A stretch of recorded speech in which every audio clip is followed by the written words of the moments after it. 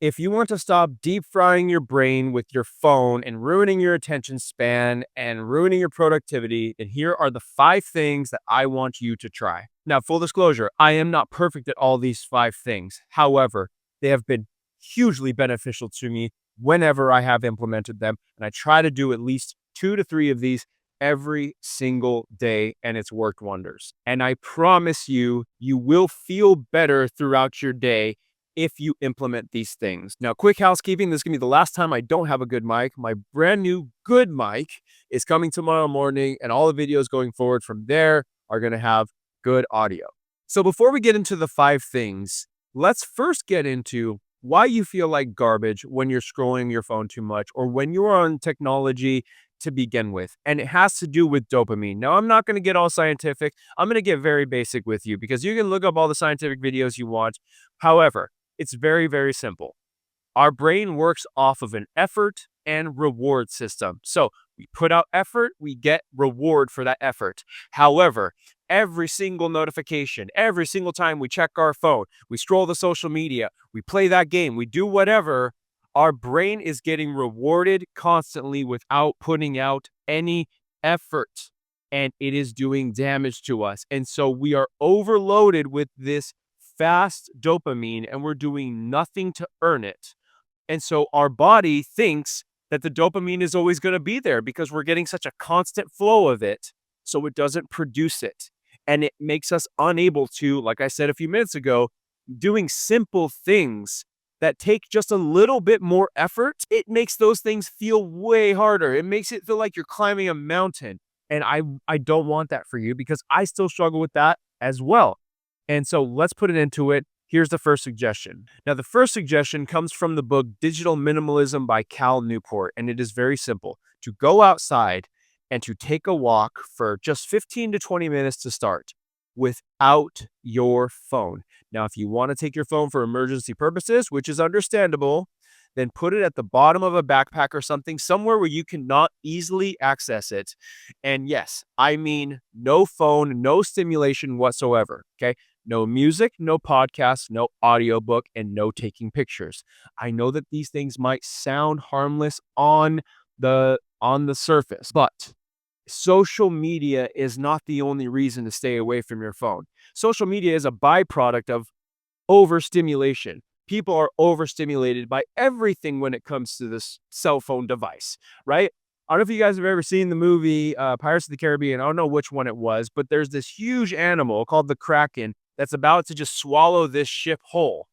And I feel like every single time we open up our phones, that's what we have to imagine, that there are constant distractions and constant things that are looking to just devour our time, to devour our focus. And so when you take a 15 or 20-minute walk without the stimulation of your phone, you become more mindful. You're allowed to finally think and just be without distraction. You notice things around you that you wouldn't have noticed before. You're able to smell things. It's actually quite incredible what we used to do before phones. I mean, before phones, we didn't have something that you needed to go and refresh constantly. Just remember, all of those refreshes, all of those notifications, it is not doing anything for your brain except for cooking it and hurting your focus in areas that really matter. So, as I said, try it. I do them. I try to do them at least once a day. I've gone up to like 45 minutes to an hour sometimes. And yeah, it gets uncomfortable, especially in the very beginning, but it's so worth it. Now, bonus tip is if you have an iPhone, and obviously you can do this with other services as well, but you get cellular for your watch. So you can truly go without your phone. And if you need to make a call, take a call, or send a text, you can do it on your watch. And it's very, very freeing. The number 2 suggestion comes from the book The Dose Effect by TJ Power, and it is to schedule social media moments throughout your day. Now, in the last step, I told you that social media isn't the only bad guy, but it is a very, very bad guy. I mean, how many times have we like looked up and say, whoa, I've just been on TikTok for an hour. Whoa, I've just been on Instagram for an hour. And so what TJ Power recommends is to actually schedule social media time throughout your day.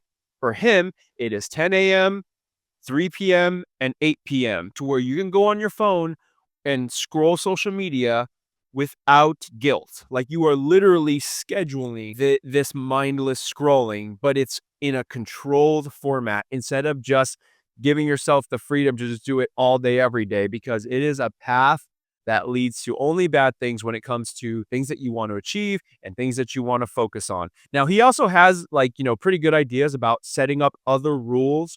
Like, hey, I'm not going to go on social media until I see the sun with my eyes or until I do some sort of physical exercise, go on a walk, but that's totally up to you. I highly recommend you implement at least one of these steps. And the number 3 suggestion is something that I came up with that was inspired by the first step, by the book Digital Minimalism, because I noticed what I was doing. And it's going somewhere cool or doing something cool or going to an event, a concert, whatever, and not only not posting about it, but to not take pictures of it either. And I'm not saying to stop taking pictures of everywhere you go, because honestly, sometimes it's a lot of fun to go back in your camera roll and look at what you did. However, it is minimalizing the significance of that moment, and it is allowing you to not be as fully present as you could be because you're preoccupied about capturing it, because you know that there's no scarcity of this moment. You could take a video or a picture of that moment and go back to your camera roll and keep reliving it. But that discounts your time in the moment there. And so I highly recommend go do something cool, go do something fun, and to not take pictures. And it is incredible that once you try this even once, you start to notice like, whoa, like you start to feel the brain synapses change a little bit. You're like, whoa, I'm actually not going here in order to post about it. And I don't have, the ability or, you're putting the self-imposed inability to capture it. You really value that moment so much more. And I think it's a really good thing to try out. The number 4 suggestion is something you can do on your phone at any time of the day. It's basically this. Anytime you open your phone, take inventory and ask yourself, why did I just do that? Sometimes you're going to have a very good reason for doing that. Hey, I was getting back to an important text. Hey, this was for work. Sometimes you're going to have a response that's not so good or productive. I am fully guilty of sometimes opening my phone and suddenly just being on Instagram. And it's like, whoa, that was just out of habit. Why did I do that? That was just out of pure boredom. And I wanted stimulation and I wanted to just get distracted. And when you go and take inventory of the actual time that you're spending on your phone, you're going to realize so many things. So do your normal behavior. Go on the social media, spend as much time as you want, but at least ask yourself why and be honest with yourself and write down your answers, because it will be very, very revealing. Sometimes it's like you just go on Instagram just to check your likes, just to check your story posts, or hey, I'm just gonna scroll on Twitter. Okay, well, why? Did you have a reason for it, or were you just hoping that something entertaining comes up? And when you ask yourself these questions, you start to get some interesting answers. So highly recommend this. And another bonus tip for you guys is, I don't know how to do this on Google phones or any other type of phones, but if you have an iPhone, you can actually put your screen time widget on your home screen. So now every single time I open my phone, I see my screen time at the very bottom, and it's almost like a ticking time bomb. Now, my personal goal is to get my screen time under 5 hours a day, in total, right? Not just social media, whatever, in total. I don't always hit it, but I've been doing a better job of it over the last couple weeks, and it is not easy. But when you have your screen time staring at you in the face all day, it actually just makes you so much more aware of like, hey, my goal is this. I am not going to spend any more time because I only have so much time left in my goal every day. And the 5th and final suggestion is to take 5 to 10 minutes a day where you put your phone in the other room and you do at least one slow dopamine activity. Because the activities that we've been talking about, checking the notifications, checking your likes, scrolling, as I said earlier, it is a constant hit of dopamine without effort. But slow dopamine, playing an instrument, reading a book, having a conversation, playing a game of chess or something that actually like makes your mind think. Just do it for 10 minutes every single day. And that's all it is. If you actually look at your screen time, you'll realize that you have 10 minutes in your day. Okay. I have plenty of time that I like, man, I am wasting too much time on these different apps. I need to focus 100% on these more slower dopamine activities. And you might think only 10 minutes a day, that's not going to do much.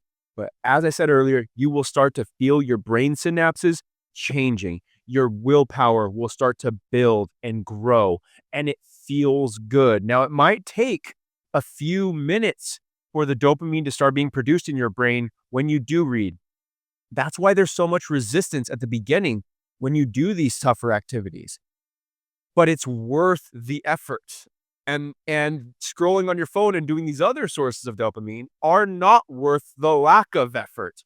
It is a true 180 switch that you need to get control of. So, and the last thing I said, I know this video is probably going a little long, but if you really think about things that are worth striving after, like a goal, a worthwhile goal that you want to achieve, it's not going to be achieved by fast dopamine. Sitting down and working on a project might take several hours, and you might not see a breakthrough with that project right away. And so naturally, it is going to be harder to want to engage in these projects and in these initiatives because it doesn't feel good compared to all the other quick hits of dopamine you're getting. But it's way more worth it in the long run, and it's way more worth it for your life in general. So, God bless. I will see you in the next video.